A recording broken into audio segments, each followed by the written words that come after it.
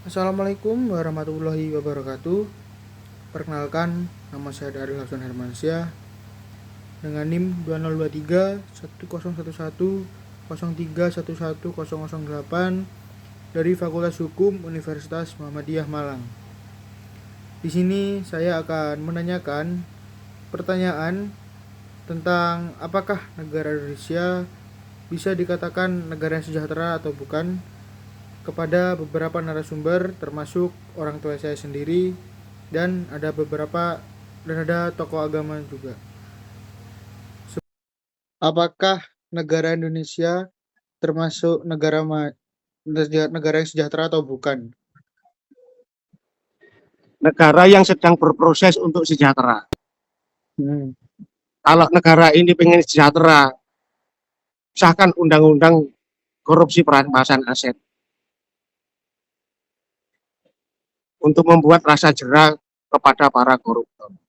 Negara sebenarnya kaya dikarenakan banyaknya penyelewengan, banyaknya koruptor yang dihukum terlalu ringan. Di saat dia dihukum sudah kaya, keluar tetap kaya. Jadi tidak ada rasa efek jera. Kalau bisa hukuman mati untuk para koruptor. Biar Pancasila itu berkeadilan sosial bagi seluruh rakyat.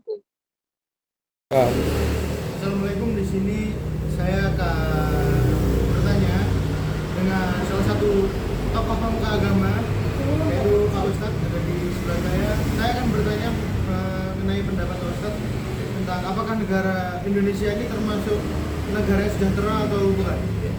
Terima kasih. Sebelumnya saya bantu untuk menjawab.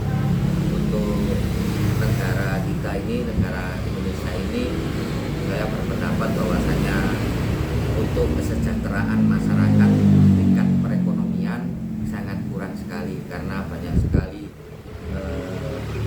pekerjaan-pekerjaan yang pekerja-pekerja yang di PHK atau apapun. Jadi perekonomian Indonesia sangat lemah sekali. Saya kira untuk saat ini negara kita masih kurang sejahtera. Terima kasih. Terima kasih Pak untuk menjawab pertanyaan saya. Terima kasih. Assalamualaikum warahmatullahi wabarakatuh. Assalamualaikum, di sini saya bersama kekasih saya. Saya akan mewawancarai karena saya tidak bisa ketemu langsung. Ini melalui video call. Saya akan bertanya, menurut Mbaknya, apakah negara Indonesia ini termasuk negara yang sejahtera atau bukan?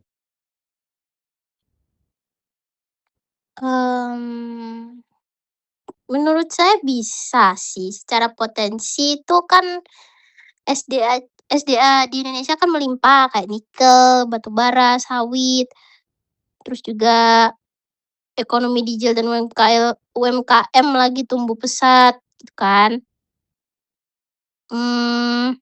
Cuman tantangannya ada korupsi yang masih jadi PR besar, kesenjangan pendidikan dan infrastruktur antar daerah, juga birokrasi ribet.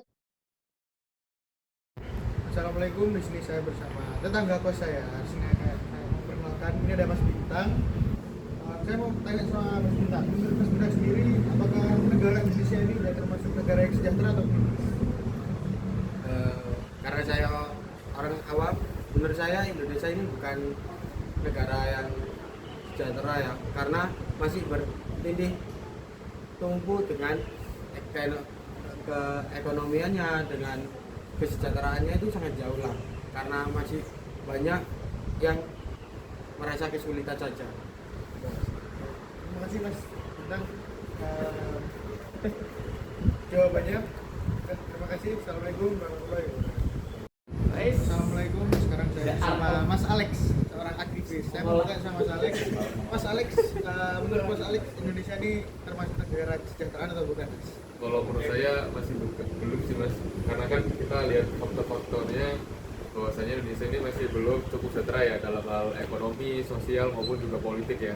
Jadi kalau menurut saya masih belum sih Mas, karena kan banyak tuh ketimpangan antara si kaya sampai si miskin, terus banyak terjadi politik yang dimana mengutamakan uang ya, itu kan salah satu bentuk tidak kesejahteraan rakyat. Dan juga kita lihat indeks LPS dari masyarakat juga menunjukkan bahwasanya Indonesia belum cukup stabil dalam hal kesejahteraan bagi masyarakat itu sendiri, Mas. Kayak gitu sih, Mas. Baik, terima kasih Mas Alex. Ya, sama-sama Mas Ariel. Ya.